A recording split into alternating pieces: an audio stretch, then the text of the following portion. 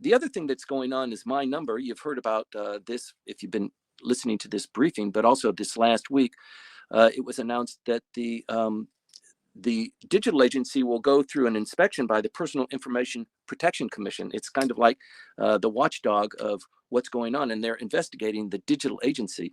So the minister, Kono Taro, has said, we accept and we look forward to their on-site investigation. This is very rare.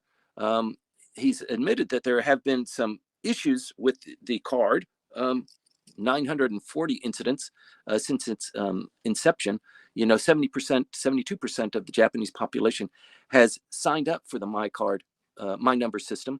So it's a lot of people. It's still a voluntary system, but there is some opposition, not just because of the glitches. The glitches, the whole system is run by Fujitsu. So Fujitsu is also going through an on-site investigation by the Personal Information Protection Commission.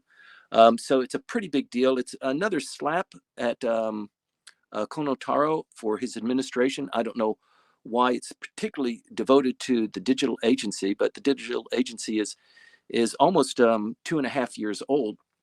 It was cobbled together very quickly. If you're familiar with Akasaka, it occupies 3 floors of one of the office buildings in Akasaka Mitsuke.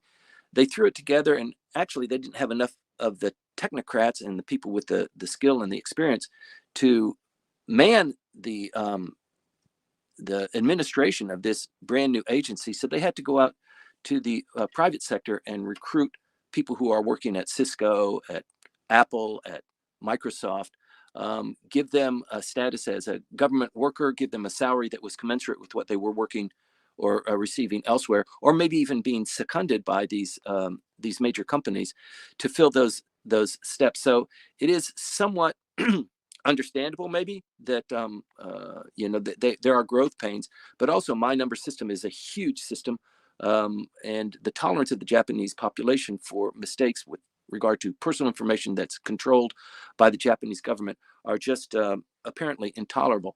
I don't know if that's an overstatement. I think it's just one of those things, another barb to throw at the Kishida administration by those who are opposed to him, the opposition parties, or even people within the LDP who don't like Kono or who don't like the prime minister and want his term of office to be, ended sooner rather than later.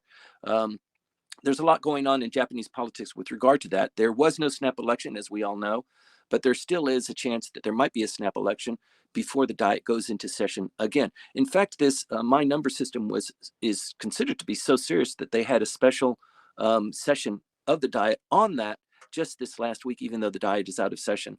They did that on Wednesday to discuss what they're going to do. So having the Personal Information Protection Commission come in for an on-site investigation, potentially to administer what is known as administrative guidance. For those policy wonks here, administrative guidance was one of those key phrases that was used maybe 10 or 15 years ago to describe and explain how METI at that time was able to dictate to Japanese industry how things are being done, who is producing, what are the costs, through the issuance of administrative guidance also to foreign companies that are operating here. So it's a key technique of the Japanese government to exert control and dominion over some of the ministries and some of the companies that are doing business here. So the merger of the My Number card with the health card system, which is mandatory, will be in autumn of next year. So I think part of the reason for the opposition and part of the reason for the administrative guidance potential coming out, and I think there will be an issuance of that. In fact, the digital agency produced a comprehensive report in June, and apparently it was not broad enough, deep enough, stringent enough.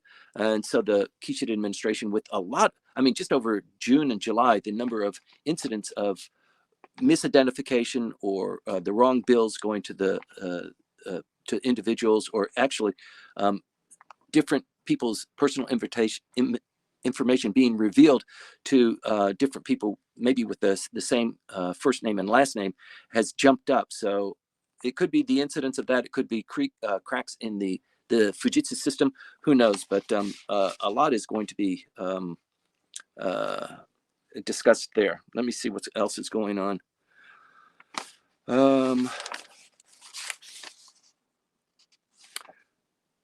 Wednesday.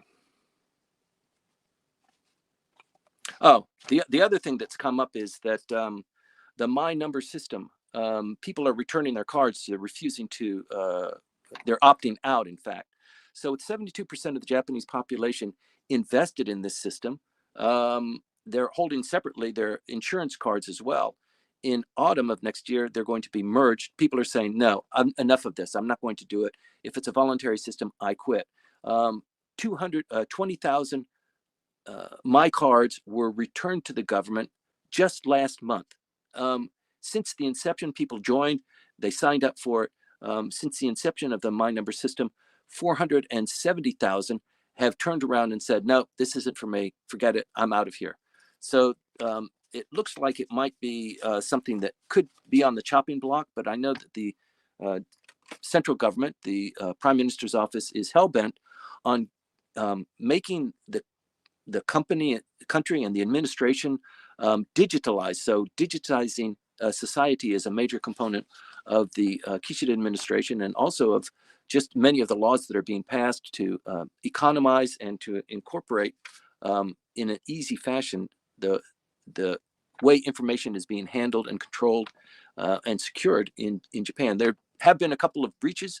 There's another breach that came out of Nagoya this last week too that I'm going to be talking about. But the Japanese government is committed to doing that. So the digital agency was set up to incorporate all of the ministries together and then to spread that out to the regional offices. And then from there, in due course, to the population in general, the businesses, how companies are run, corporate executive shareholder meetings, and that sort of thing, so that somebody, probably the central government, the prime minister's office, has the ability to observe and analyze and maybe create laws for better security.